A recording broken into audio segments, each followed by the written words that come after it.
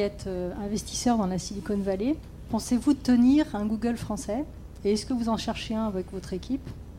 Et si vous le permettez, avant que vous répondiez à cette question, je voulais juste revenir sur un point dont vous avez parlé, qui était de dire qu'en France, il y a une créativité technologique forte. Vous avez tout à fait raison. Et il n'y a peut-être pas assez de vision, et de vision business notamment.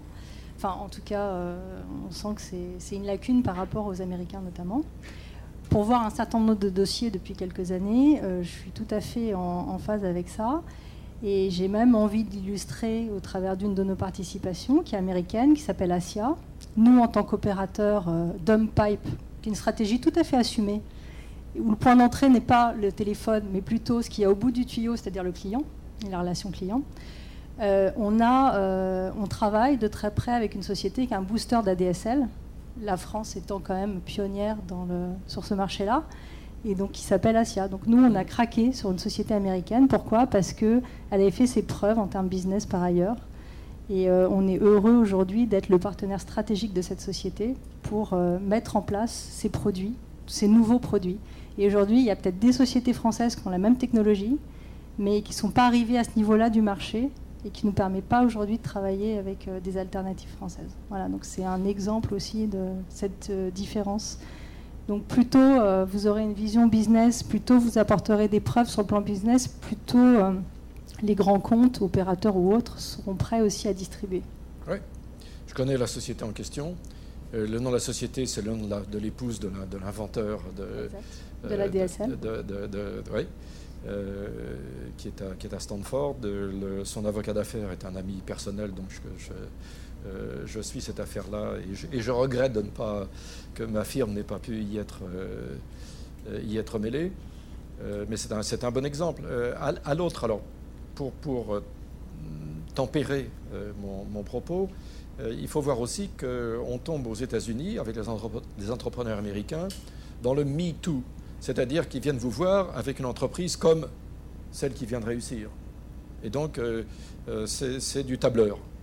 Le résumé de l'entreprise, c'est une prévision financière sur 5 ans, parce qu'on a fait ça comme l'autre, donc ça va marcher, en oubliant que...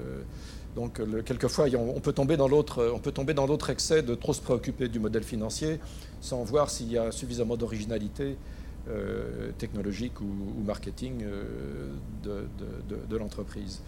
Alors, le début de votre question, est-ce que je vois en France des Google français? Pour l'instant, je regarde en permanence une demi-douzaine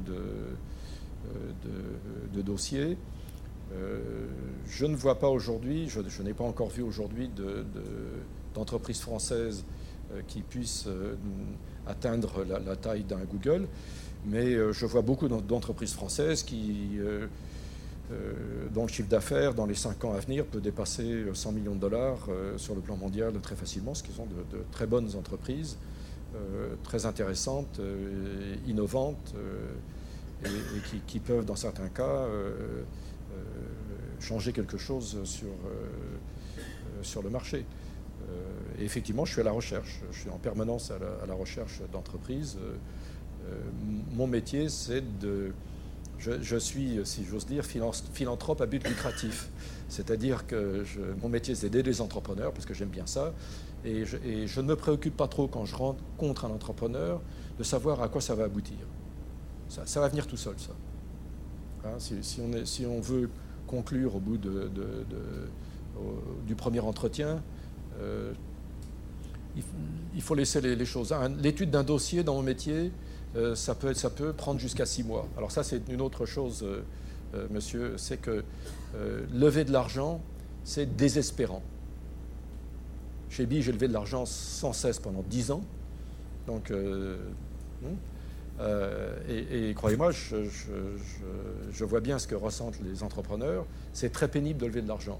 Mon mentor, toujours le brave Barry, m'avait dit, tu sais, quand tu as fondé BI, tu vas passer 110% de ton temps à lever de l'argent. Mais j'ai dit, pas moi, puisque je vais mettre mes fonds personnels. Bon, j'ai passé 10 ans à lever de l'argent permanent, c'est très pénible. C'est très, très, très, très pénible, affectivement. Et c'est pour ça que ne survivent que les gens qui sont têtus, caractériels, qui n'écoutent rien, parce qu'ils ont une idée en tête et ils la poursuivent.